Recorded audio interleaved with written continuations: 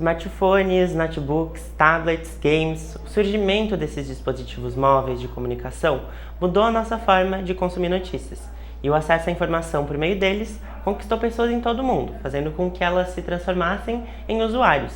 Isso tudo chegou com impacto no universo do jornalismo, já que permitiu um consumo de conhecimento personalizado, no qual podemos acessar informações em qualquer hora ou lugar. Eu sou João Pedro Tartari e hoje a gente conversa sobre como a internet mudou o funcionamento da mídia e a nossa relação com os meios de comunicação, principalmente no jornalismo.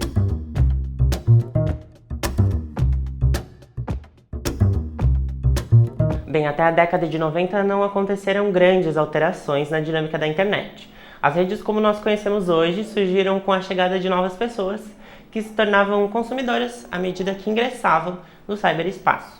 E dá para perceber um aumento no número de pessoas que estão ficando mais conectadas ao mundo digital se a gente analisar essas taxas ano após ano.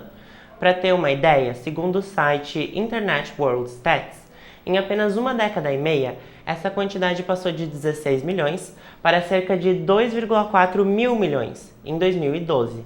Entre os jovens com menos de 30 anos, isso aconteceu lá no final dos anos 2000, momento em que a internet ultrapassou a televisão como a principal fonte de procura de notícias e informação. De acordo com um levantamento realizado pela empresa transnacional de serviços para a internet, Cisco, no ano de 2012, o tráfego mundial da internet em dispositivos móveis cresceu 70%, sendo que 18% dessas taxas representam os celulares existentes em todo o mundo, pelos quais passam 92% de todos os dados. Todas essas transformações fizeram com que os meios de comunicação tradicionais precisassem se reinventar e buscar novos caminhos para continuar atingindo seu público. Para a professora de jornalismo e pesquisadora Bibiana Friedrich, é cada vez mais importante separar o papel do jornalista do de outros produtores de conteúdo para as redes sociais.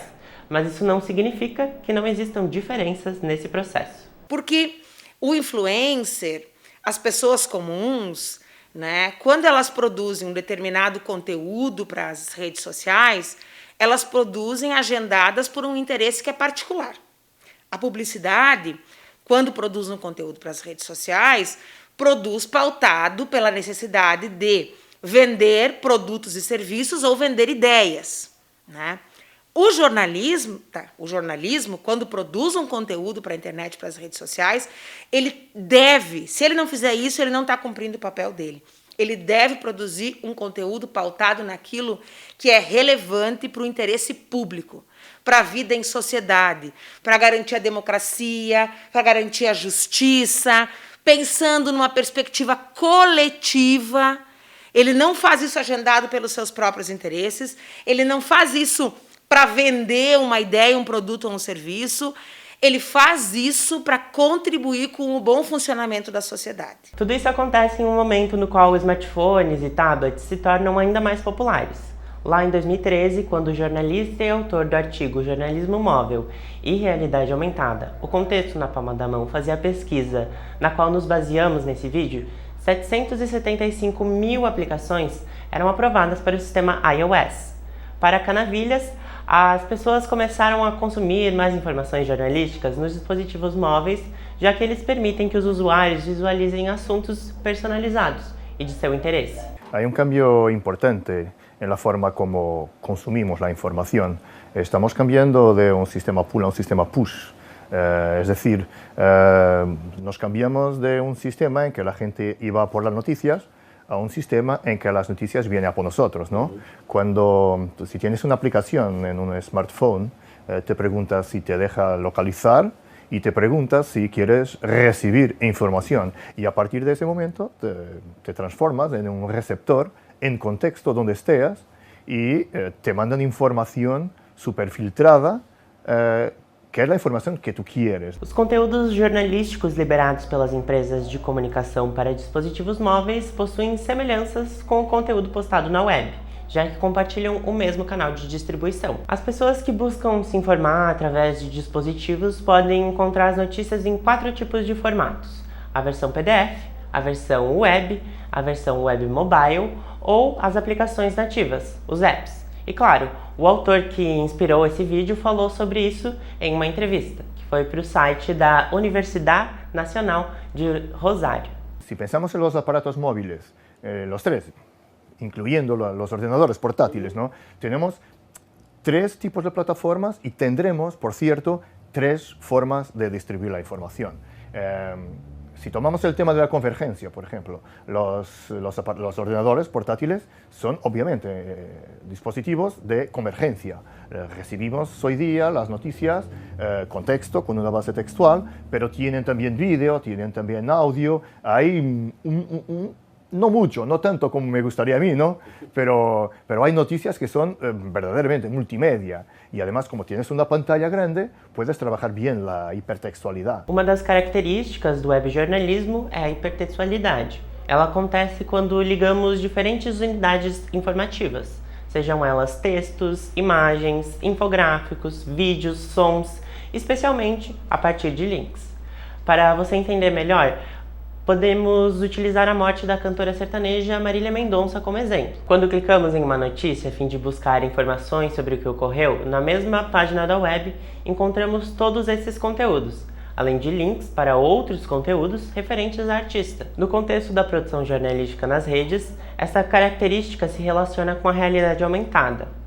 Bem, eu acho que você deve lembrar que alguns anos atrás os meios de comunicação traziam informações sobre crianças e adolescentes, principalmente caçando pokémons nas ruas de suas cidades. E isso é um exemplo de realidade ampliada. Mas como isso se liga ao jornalismo? Bem, as empresas de imprensa têm utilizado a realidade aumentada para aumentar o interesse de quem consome as mídias produzidas por elas. O QR Code é uma das principais ferramentas usadas pelos canais para fazer isso.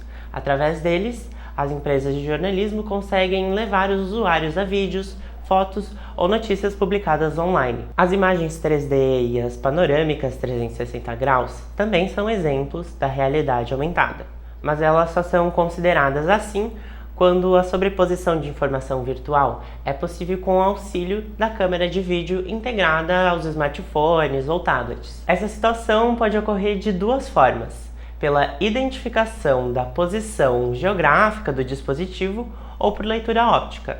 No primeiro caso, o dispositivo recorre ao GPS para identificar o posicionamento geográfico e projetá-lo nas telas. Esse é o caso, por exemplo, do mapa do Pokémon GO.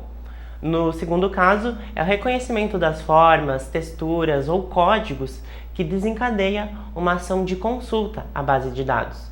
Ele devolve ao utilizador um conjunto de informações, como nesse vídeo gravado na manutenção BMS. Enfim, nesse vídeo aprendemos um pouco sobre como o jornalismo tradicional precisou passar por transformações para conseguir consumidores, como a internet cresceu mundialmente e se tornou a principal fonte de informação jornalística, como os dispositivos móveis se tornaram importantes para esse acontecimento e, claro, como a partir dos smartphones e tablets podemos acessar as informações em qualquer hora e lugar. Além de nos divertirmos caçando Pokémon nas ruas, todas essas técnicas são apropriadas pelo jornalismo móvel e utilizadas pelas empresas jornalísticas. Eu sou João Pedro Varal Tartari e obrigado por nos assistir. Não deixe de comentar aqui embaixo, curtir o vídeo e se inscrever no canal. Até a próxima, pessoal. Tchau, tchau!